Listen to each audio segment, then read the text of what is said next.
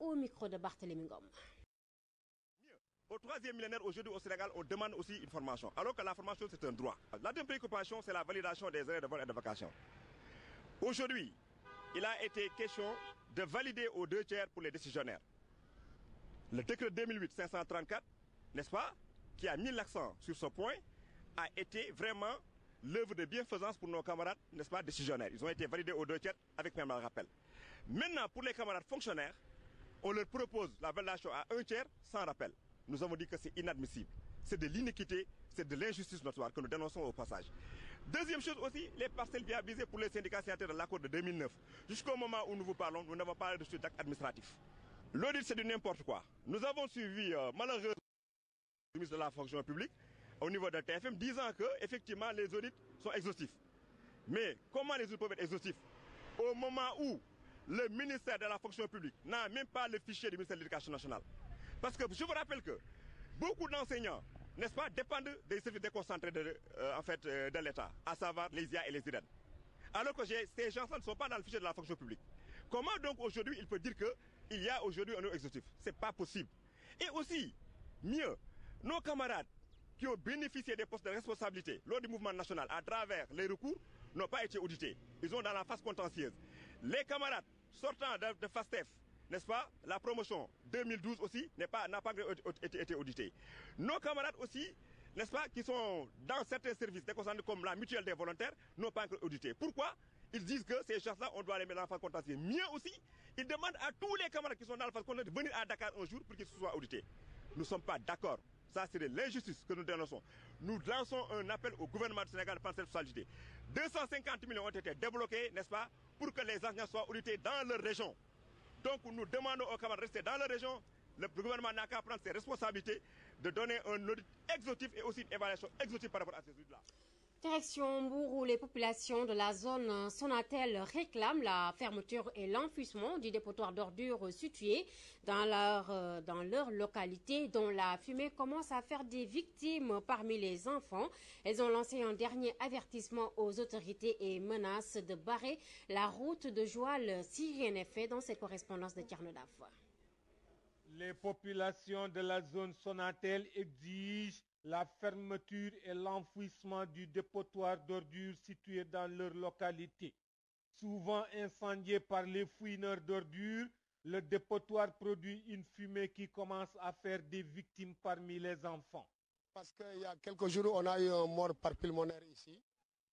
C'était dû aux fumées de la poubelle encore. J'ai averti un peu l'administration, surtout la mairie de Mbour, qu'un jour on pourrait descendre sur la route comme tout chacun comme ils font. Bon, heureusement qu'on est dans un quartier où tout le monde est poli. Je ne veux pas qu'on descende demain sur la route et avoir des problèmes avec la force, comme ils ont l'habitude de jeter des grenades et autres. On ne le fera pas. Le président de la République, Macky, qui est nouvellement élu, qu'il fasse que Mbour aussi ne soit pas son ennemi. C'est le maire même qui a demandé aux charretiers qui déversent tout, et le marché et tout, c'est déversé ici. Voilà, on veut que ça s'arrête, parce que ça ne peut pas continuer. Il y a quelques jours, il y a une petite fille qui est décédée ici à cause d'une pulmonaire de la fumée. Voilà. Il y a quelques jours.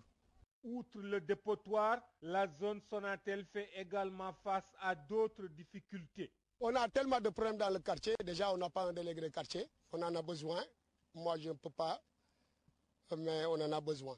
Sunu yeneen i jafe-jafe mooy ndox ak courant ñun dañoo dëkk si biir dëkk bi nekk citoyen comme ñëpp donc ñun war nañoo mën a am ndox am courant. Pour mettre fin à tous ces maux, les populations lancent un ultime avertissement aux autorités municipales. J'avertis le maire en plus. Aujourd'hui, ça sera la dernière fois qu'on parlera de ça. Nouveau quartier, zone Sonatel est située à l'extrême sud de la ville sur la route de Joal. Le quartier est contigu à la pouponnière Vivre Ensemble de Mbour et au village de Mbaling. Mbour Guedj, radio-télévision Walfadri, Tierno-Daf.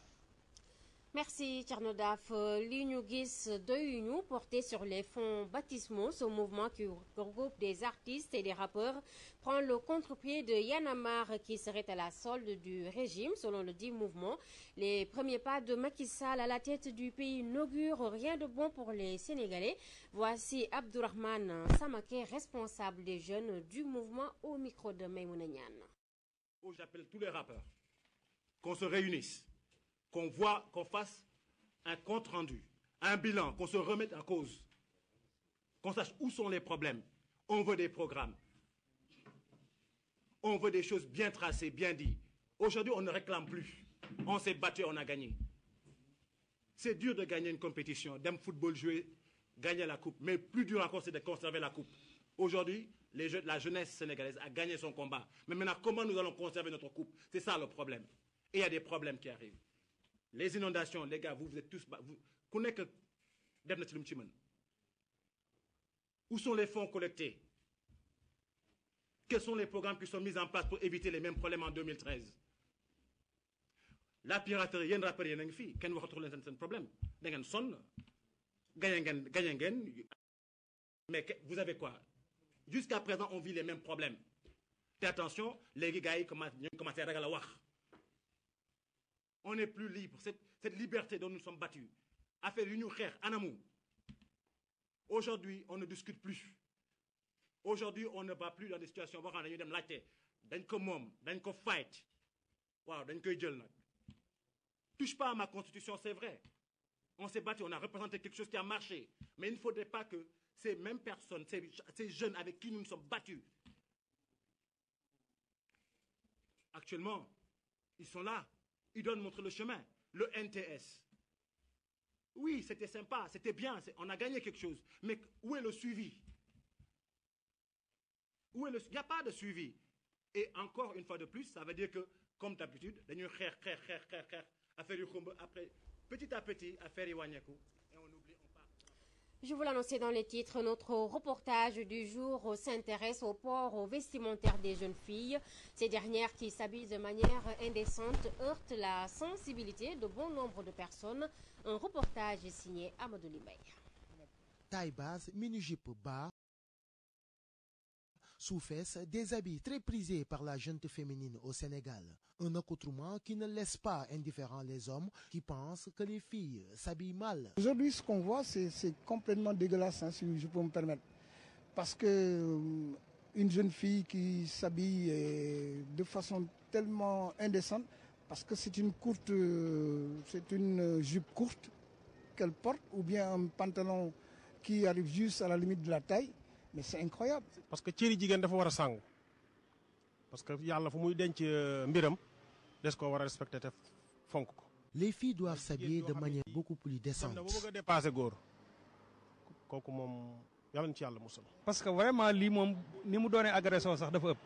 C'est une agression. Les habits courts, les mini et les jupes, c'est vraiment incorrect. Vraiment nga teg ci ay seen yooyu ay sër ay xawma bin lañ ko xawma daal mais vraiment rafetul jekkul. Cheikh Ndour, un jeune âgé de 38 ans, estime que c'est pour faire plaisir aux hommes que les filles épousent ces comportements vestimentaires. góor ñi la parce que suñ ko doon sol góor ñi xooluñu leen kon dootuñ ko sol.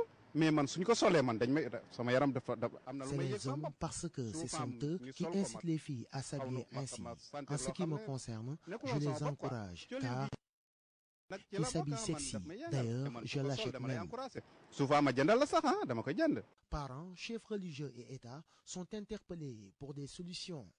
Il y a une dégradation des mœurs. Mais ça, c'est la responsabilité de tout un chacun. De tous les pères de famille. Chacun doit s'interroger sur l'habillement de ses enfants. L'État et les chefs religieux doivent sensibiliser les filles. Les parents aussi ont le responsabilité. Certes, c'est la mode, mais elle n'est pas faite pour tout le monde, pensent certains Sénégalais. Chaque tenue a ses exigences physiques et toutes les femmes n'ont pas la même morphologie. Pour éviter de choquer dans certaines apparences, il urge de prendre en compte certaines réalités physiologiques, culturelles et religieuses du pays. Merci Amadou Limbaye. Et puis visite du directeur de la DIRPA dans les locaux de Walfadjri. Le PDG du groupe salue l'initiative et rappelle les relations qui ont toujours existé entre les deux structures. La situation au Mali a été évoquée ainsi que le rôle de l'armée dans la démocratie. Fatou Diouf Faye revient sur cette visite. Le colonel Abou Thiam de la direction de l'information et des relations publiques des armées DIRPA a rendu visite au groupe Walfadjri pour plusieurs raisons, dit-il. Je viens d'être porté à la tête de la DIRPA par la confiance de mes chefs. Et de ce point de vue, il est de mon devoir de prendre contact avec les organes de presse de notre pays. Et je crois que de ces organes de presse, comme je l'ai dit tantôt à Michel le Président, directeur général, le groupe WALF occupe une place non moins importante. Le colonel a saisi l'occasion pour revenir sur l'actualité avec notamment la situation au Mali. Le Mali se trouve aujourd'hui sur les rampes de l'actualité. C'est une situation qui est conçue et acceptée au Sénégal, hélas, d'une manière très pathétique et très préoccupante. Disais-je tout de suite que parce que c'est un pays frère, ensuite parce que le mobile qui est soulevé là-bas nous étions jusque-là inconnus, et enfin parce que la menace qui est au Mali en fait n'épargne aujourd'hui aucun pays de la sous-région. Le PDG du groupe Walfadjri, qui a longtemps suivi et travaillé sur les relations entre la presse et la Grande Muette, pense que l'armée n'est pas étrangère. Je souligne d'abord que ce n'est pas une première. On a déjà travaillé pendant très longtemps. Ils nous ont toujours envoyé des stagiaires qui viennent travailler en même temps que nos journalistes et descendre sur le terrain. Une manière de dire que c'est un renforcement des relations fécondes. Sur le rôle de l'armée dans le jeu démocratique, le PDG de Walfadjri et le directeur de la DIRPA embauchent la même trompette. Nous, notre rôle, nous sommes une armée républicaine. Notre armée, par la grâce de Dieu, et nous nous en félicitons, aujourd'hui fait l'objet d'un consensus national. Le Sénégal, qui a une armée qui a joué des rôles historiques, qui est une référence pour l'Afrique, pour le monde entier, dans un environnement où l'armée souvent descend à des bas étages, joue des rôles pour elle-même. L'armée sénégalaise est restée toujours républicaine. Donc cette armée est une fierté pour les Sénégalais.